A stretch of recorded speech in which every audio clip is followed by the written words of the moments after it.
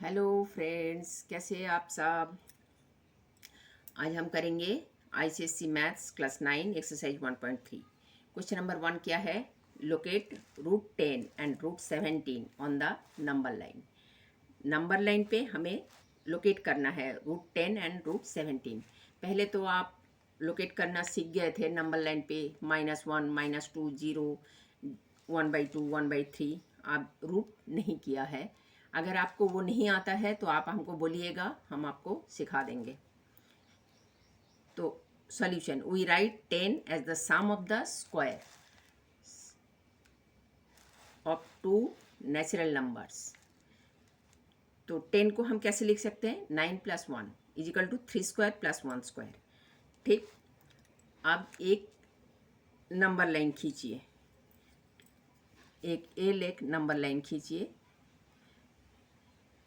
ये 0 से 1, 1 से 2, 2 से 3, 3 से 4, ऐसे करके आप पॉइंट दे दे के खींचिए। ठीक। फिर L be the number line if point O represent the number 0। ये पॉइंट ओ जो है ये रिप्रेजेंट द नंबर 0, 0 को रिप्रेजेंट कर रहा है, और ए 3 को, and A point A represent the number 3। The length of the line O A = 3 unit. अब ओ ए लाइन का लेंथ कितना है? O A = 3 unit. ठीक। अब by Pythagoras theorem we know O A square plus A B square = O B square. O A square plus A B square = O B square. सबको root कर दीजिए। तो ओ ए क्या है? हमारा 3 स्क्वायर है। ए बी = 1 स्क्वायर है, = ओ बी स्क्वायर। ये √10 है, तो ओ बी = √10 हो गया। अब ये तो यहाँ पर हुआ, आपको इस नंबर लाइन पे एल पे दिखाना है कहाँ है √10। तो with the centre, with O as centre, इसको 0 को आप इसको सेंटर मान लीजिए, और ये रेडियस ओ बी = रेडियस। तो इसको आप ऐसे सर्कल खींचिएगा, इसको सेंटर करके ऐसे करके गोल होके ऐसे आएगा। तो ये क्या हो गया? With O as centre radius O B, we draw an arc of circle to meet the number line L at point P। ये पॉइंट पे आएगा। As O P = O B, ये ओ पी = ओ बी होगा, √10 units. The point P will represent the number √10 on the number line। बस इतना है इसका काम, और कुछ नहीं। आप देख लीजिए, पूरा स्क्रीनशॉट ले लीजिए अच्छा से।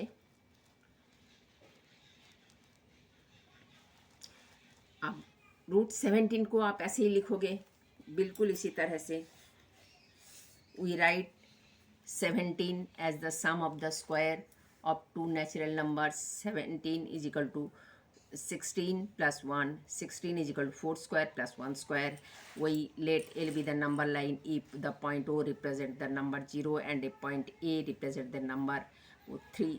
वो 3 की जगह 4 होगा, and the length of O A = 4 unit होगा। बाय पाइथागोरस थ्योरम ये लिखोगे पूरा, ये √10 है, वो √17 होगा। फिर वो इसको सेंटर मान के ये रेडियस लेके एक सर्कल खींचोगे, तो ये इस जगह पर इस पॉइंट पे वो रिप्रेजेंट करेगा √17। फिर क्वेश्चन नंबर 2 देखिए। Right the decimal expansion, write the decimal expansion of each of the following numbers and say what kind of decimal expansion each has। ये है आपका क्वेश्चन। आप आंसर क्या लिखोगे? आंसर लिखोगे there are two types of decimal expansion. There are two types of decimal expansion. एक क्या है? टर्मिनेटिंग डेसिमल एक्सपेंशन, जो ख़त्म हो जाता है, और दूसरा है non terminating repeating decimal expansion, बार बार वो रिपीट होता जाएगा। टर्मिनेटिंग डेसिमल एक्सपेंशन और non terminating repeating decimal expansion ये है। अब क्वेश्चन क्या है 36/100। ये इसको आप कैसे लिख सकते हैं 0.36, ये टर्मिनेटिंग डेसिमल एक्सपेंशन। 0.3 को 36 को 100 से आप डिवाइड करोगे, पॉइंट लगाओगे, 0 करोगे तो 100 3 जा 100, फिर 60 नीचे आएगा, फिर 0, फिर ये हो जाएगा। तो ये हो गया टर्मिनेटिंग डेसिमल एक्सपेंशन। आप सेकंड देखिए 4 होल नंबर 1/8 = 33/8। 33 को आप 8 से डिवाइड करोगे तो 4.125 है, ये आएगा। ये टर्मिनेटिंग डेसिमल एक्सपेंशन। डिवाइड तो आपको आता ही होगा। अब 2/9, 2/9 को करिए, 2 को आप 9 से डिवाइड करिए तो ये देखिए 2.2 आया, फिर 2 आया, फिर 2 आएगा, फिर ऐसे ऐसे ऐसे आता ही जाएगा। ये क्या है 0.2 non terminating repeating decimal, non terminating repeating decimal expansion. हम डेसिमल एक्सपेंशन नहीं लिखा, आप लिख दीजिएगा। 2/11 ये क्या है, इसको भी इसके ऊपर बार लग जाएगा, जैसे जैसे जितना 2 आता जाएगा ये 0.2 बार non terminating decimal, non terminating repeating decimal expansion. ये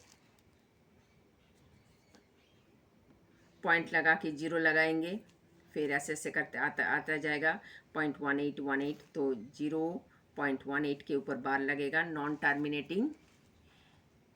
non terminating repeating decimal expansion.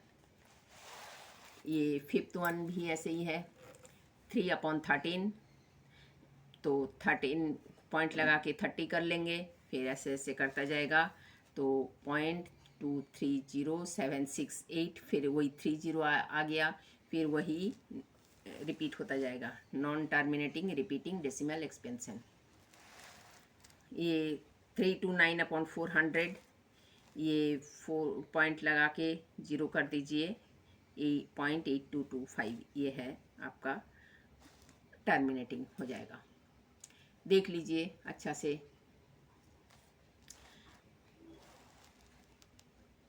फिर क्वेश्चन नंबर 3 देखिए, without actually performing the long division.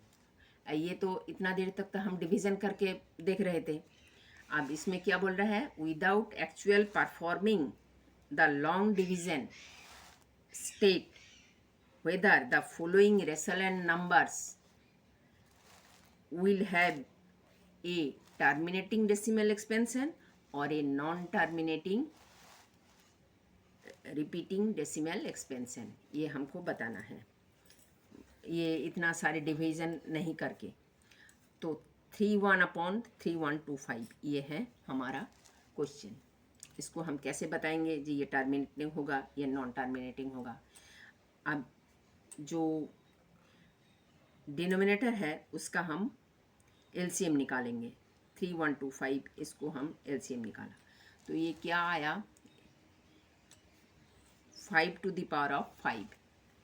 3125 = 5 to the power of 5। ये ऐसे लिखिएगा, denominator of the given resonant number 3125 = 5 to the power of 5। If the LCM of the denominator is in the form 2 to the power of m and 5 to the power of m and n are whole number, then it is terminating decimal। ये है इसका property. LCM अगर denominator का आया 2 to the power of m and 5 to the power of n या 2 to the power of m या 2 to the power of या 5 to the power of m, तब वो होगा नॉन टर्मिनेटिंग डेसिमल। अगर नहीं आया तो वो होगा नॉन टर्मिनेटिंग डेसिमल। ये देखिए ये है, if the LCM of the denominator is 2 to the power of m 5 to the power of m या 2 to the power of m या 5 to the power of n, तब जाके वो होगा टर्मिनेटिंग डेसिमल। तो ये क्या हो जाएगा टर्मिनेटिंग डेसिमल। देख लीजिए ये है क्वेश्चन।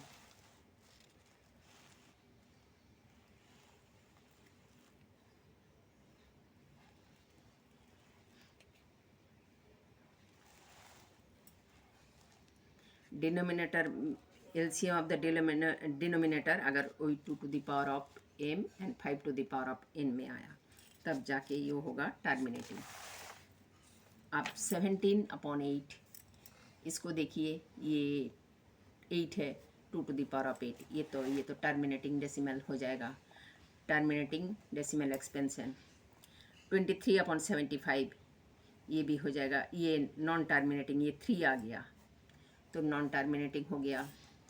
ये 625 ये 5 टू द पावर ऑफ 4, हम जैसे इसमें लिखाए हैं ये बस एक ही में लिखा दिए हैं, वो नहीं और बाकी में नहीं लिखे हैं, लेकिन आप लिखिएगा ये सब, ये प्रॉपर्टी, ये वाला, ये 3 और ये वाला, ये the LCM of the denominator is in the form this, where m and n are whole number, then it will be terminating decimal.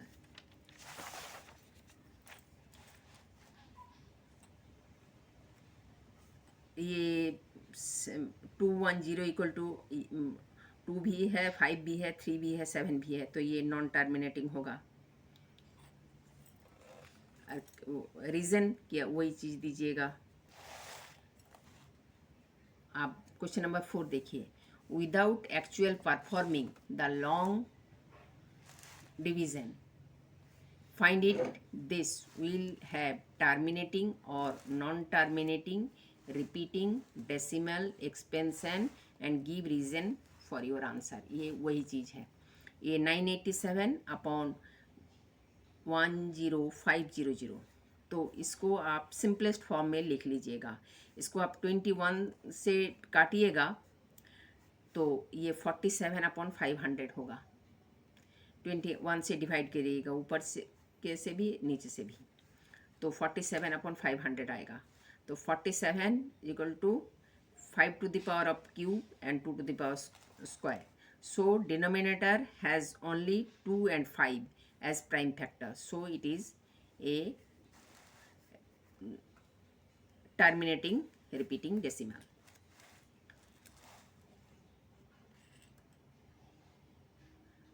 ठीक, write the decimal expansion of the following numbers which have terminal decimal expansion। ये इसके हमें 17/8 इसका ये लिखना है, decimal expansion लिखना है, तो लिख दीजिएगा। 17/8 को डिवाइड करके ये आएगा 13/3125 ये आता है। ये जस्ट कैलकुलेशन है, डिवाइड करना है और ओनली, और कुछ नहीं। ये भी ऐसे ही है, ये भी ऐसे ही है, ये भी ऐसे ही है, देख लीजिए, सिंपल डिवाइड करना है और कुछ नहीं। देख लीजिए, स्क्रीनशॉट ले लीजिए।